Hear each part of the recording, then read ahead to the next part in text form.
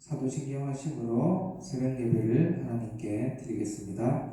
전능하사 천지를 만드신 하나님 아버지를 내가 믿사오며 그 외아들 우리 주 예수 그리스도를 믿사오니 이는 성령으로 잉태하사 동정녀 마리아에게 나시고 본디오 빌라도에게 고난을 받으사 십자가에 못 박혀 죽으시고 장사한 지 사흘 만에 죽은 자 가운데서 다시 살아나오시며 하늘에 오르사 전능하신 하늘 높은 데 앉아 계시다가 저희로서 산자와 죽은 자를 심판하고 오시리라. 성령을 일사하며 거룩한 공회와 성도가 서로 교통하는 것과 죄를 사하여 주시는 것과 몸이 다시 사는 것과 영원히 사는 것을 믿사옵나이다. 아멘. 네, 우리 488장 찬양하도록 하겠습니다. 488장입니다.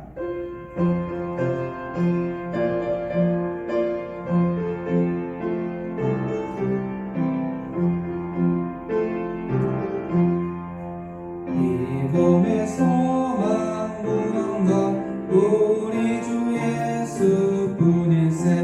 우리 주 예수 밖에는 믿을 이야 주 없도다.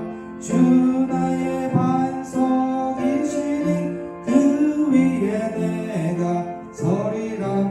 그 위에 내가 서리라. 무섭게 바람 부는 밤 물결이 높이 설렐 때 우리 주 크신 은혜에 소망의 닷을 주리라. 주 나의 반석이시니 그 위에 내가 서리라. 그 위에 내가 서리라. 세상에 믿던 모든 것 끊어질 그날 되어도 그 주의 언약 믿사와 내 소망 더욱 크리라. 주 나의 반석이시니 그 위에 내가 서리라. 그 위에 내가 서리라. 바라던 천국 올라가 하나님 앞에 배울 때 그 주의 의를 힘입어 어여시 바로 서리라. 주 나의 반석이시니 그 위에 내가 서리라. 그 위에 내가 서리라. 오늘 우리에게 주시는 말씀은 시편 41편 1절에서부터 우리 13절까지 말씀입니다. 시편 41편 1절에서부터 13절까지 말씀입니다. 가난한 자를 보살피는 자에게 복이 있으며 재앙의 날에 여호와께서 그를 건지시리로다. 여호와께서 그를 지키사 살게 하시리니 그가 이 세상에서 복을 받을 것이라. 주여 그를 그 원수들의 뜻에 맡기지 마소서. 여호와께서 그를 병상에서 붙드시고 그가 누워 있을 때마다 그의 병을 고쳐 주시나이다. 내가 말하기를 여호와여 내게 은혜를 베푸소서. 내가 주께 범죄하였사오니 나를 고치소서 하였나이다. 나의 원수가 내게 대하여 악담하기를 그가 어느 때에나 죽고 그의 이름이 언제나 없어질까 하며 나를 보러 와서는 거짓을 말하고 그의 중심에 악을 쌓았다가 나가서는 이를 널리 선포하오며 나를 미워하는 자가 다 하나같이 내게 대하여 수군거리고 나를 해하려고 꾀하며 이르기를 악한 병이 그에게 들었으니 이제 그가 눕고 다시 일어나지 못하리라 하며 내가 신뢰하여 내 떡을 나눠 먹던 나의 가까운 친구도 나를 대적하여 그의 발꿈치를 들었나이다.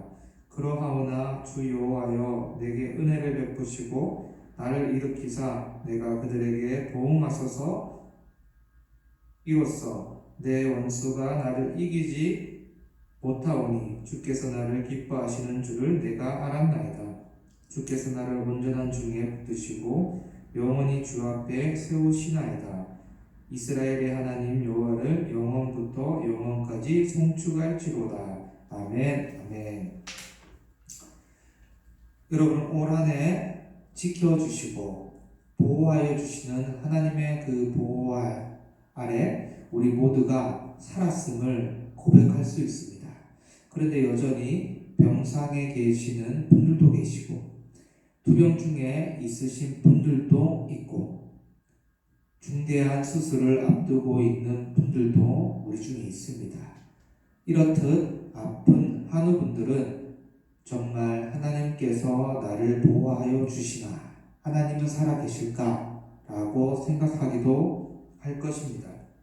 우리의 몸과 마음이 쇠약해지면 하나님의 그 존재를 의심하기 마련일 것입니다.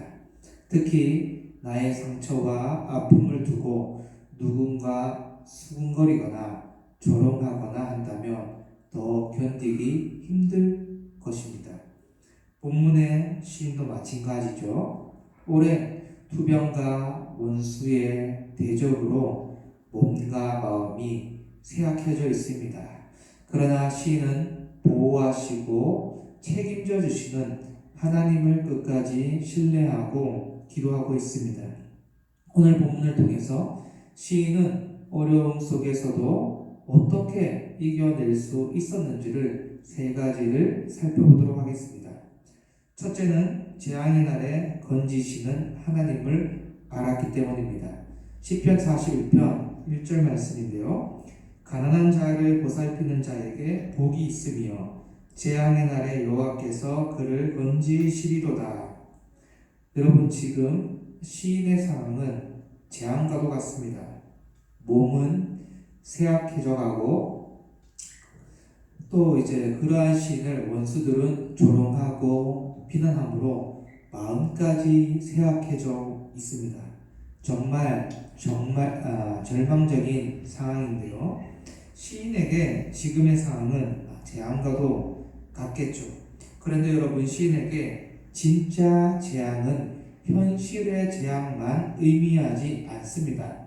바로 하나님께서 심판하실 멸망의 날, 재앙의 날이 있다는 것을 시인은 깨달았던 것입니다. 그런데 하나님께서는 재앙의 날에 누구를 건지신다고 말씀합니까? 바로 가난한 자를 보살피는 자를 재앙의 날에 건지신다고 말씀합니다. 여러분, 멸망받아야 마땅한 악인들이 더욱 부해져가는 광경을 또 현실을 바라보면서 시인은 실족할 뻔하였다라고 말합니다. 실제로 우리는 어떤 현실을 바라보다 보면 당장 신앙적 회의에 빠질 수밖에 없을 것입니다. 특히 악인들이 가난하고 헐벗은 자들을 억압하고 무시하고 조롱할 때 신자들은 낙심하거나 포기하고 싶을 때가 있을 겁니다. 그러나 성경은 어려움과 고통 속에서도 선을 행해야 한다고 말씀하고 있습니다. 특히 가난하고 배고프고 헐벗고 어려운 자들을 돕고 선을 베풀라고 말씀하는 것이죠. 하나님은 가난한 자들을 보살피는 자들에게 복이 있다고 말합니다. 뿐만 아니라 재앙의 날에 내 이웃을 내 자신처럼 사랑함으로 선을 베푸는 자들을 건져 주신다고 말씀합니다. 원수들이 나를 조롱하고 나의 몸과 마음이 쇠약해져서 당장의 큰 좌절과 어려움이 내 삶에 찾아올지라도 절대 우리는 낙심하거나 쉽게 포기하지 않아야 합니다. 하나님께서는 때가 되면 반드시 열매를 거두게 하실 것입니다. 그래서 당장의 어려움으로 가난한 자들을 보살피고 선을 행하는 것들을 멈추어서는 안 될 것입니다. 하나님께서는 약자의 손을 뿌리치지 않는 의인을 재앙의 날에 건지실 것입니다. 오늘 내가 누군가를 긍휼히 여긴다면 긍휼하신 하나님께서 나를 긍휼히 여겨 구원하여 주실 것입니다. 둘째는 원수보다 크신 하나님을 알았기 때문입니다. 시편 41편 10절 말씀입니다. 그러하오나 주 여호와여 내게 은혜를 베푸시고 나를 일으키사 내가 그들에게 보응하게 하소서. 여러분, 시인은 하나님께 은혜를 간구하고 있습니다. 어떤 어려움이 시인에게 있습니까? 병상에 누워있는 시인을 악인들이 병문안을 핑계로 찾아옵니다. 그런데 그들의 속마음은 무엇입니까? 이 인간 언제 죽나? 시인의 이름이 언제 사라질까를 생각하며 악담한다는 것입니다. 겉으로 병문안을 찾아오지만 속으로는 빨리 죽었으면 한다는 악한 마음이 있다는 것이죠. 뿐만 아니라 밖에 나가서도 시인을 향해서 온갖 험담과 악담을 쏟아내는데요. 그에게 악한 병이 들었으니 그는 늙고 다시는 일어나지 못하리라고 웃으며 조롱하며 좋아하는 것입니다.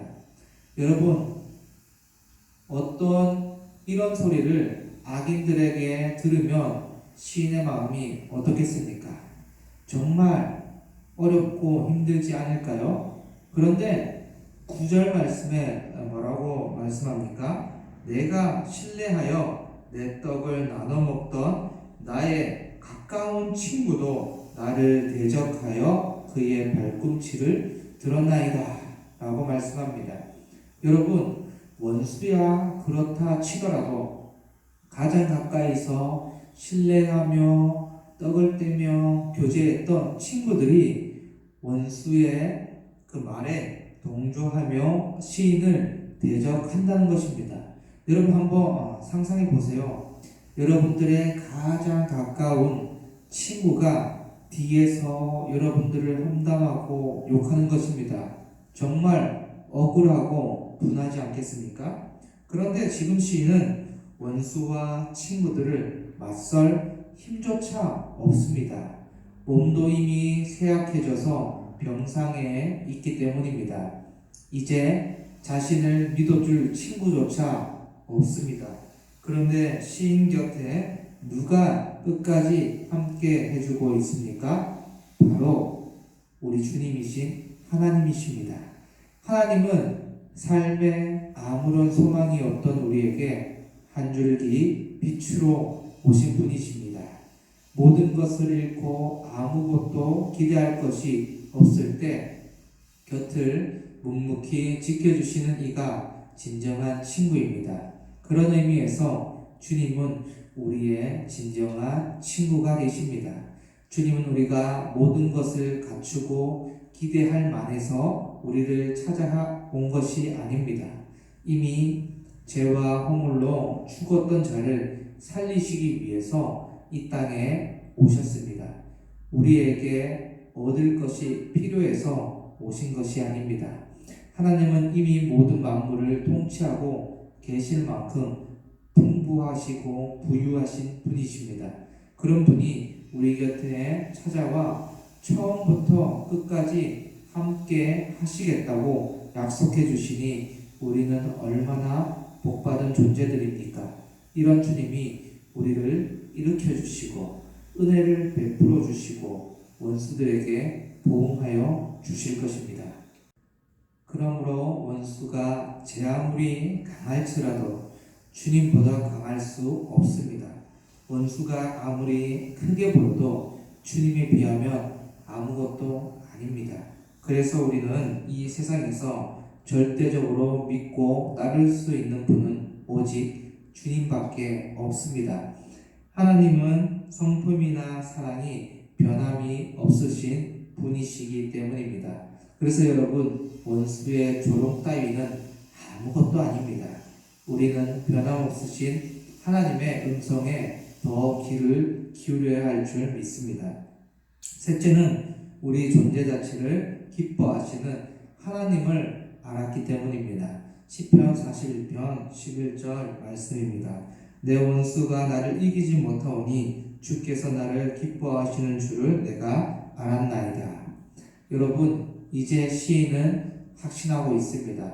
주님의 보호하심으로 원수 같은 악인들이 자신을 이기지 못한다는 사실을 알고 확신하고 있습니다. 그리고 주님께서 자신을 얼마나 좋아하시고 기뻐하시는지도 알았습니다. 여러분, 그렇습니다. 하나님은 우리를 내버려 두시거나 아프고 외롭게 방치하시는 분이 아니십니다. 우리 존재 자체를 좋아하시고 기뻐하여 주시는 분이십니다. 주님은 우리가 싫어서 원수들에게, 악인들에게 내어주시는 분이 결코 아니십니다. 오히려 12절 말씀처럼 나를 온전한 중에 붙드시고 영원히 주 앞에 세우시는 분이 바로 우리 주님이십니다. 여러분, 우리가 뭔가 마음이 나약해지고 어려울 때 오늘 시인의 모습을 살펴보기를 원합니다. 나에게 왜 이런 병이 찾아왔는지, 나에게 왜 이런 시련이 찾아왔는지 의아하고 낙심될 때 우리는 하나님의 존재를 의심하기 시작합니다. 특히 믿지 않는 세상 사람들이 더 부유하고 더 건강하게 살아가는 것과 그들이 가난하고 배고프고 헐벗는 자들 위에 군림하는 모습을 보면서 우리의 신앙이 흔들릴 때도 있습니다.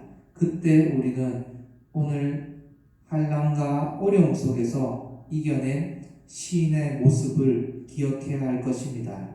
지금 현실은 힘들지만 심판의 날, 멸망의 날이 반드시 있음을 기억함으로 선으로 악을 이겨내야 할 것입니다.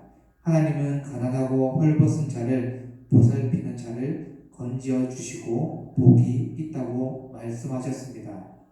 또한 원수의 조롱과 세상의 부조리 앞에서 우리는 원수보다 크신 하나님을 기억해야 할 것 같습니다.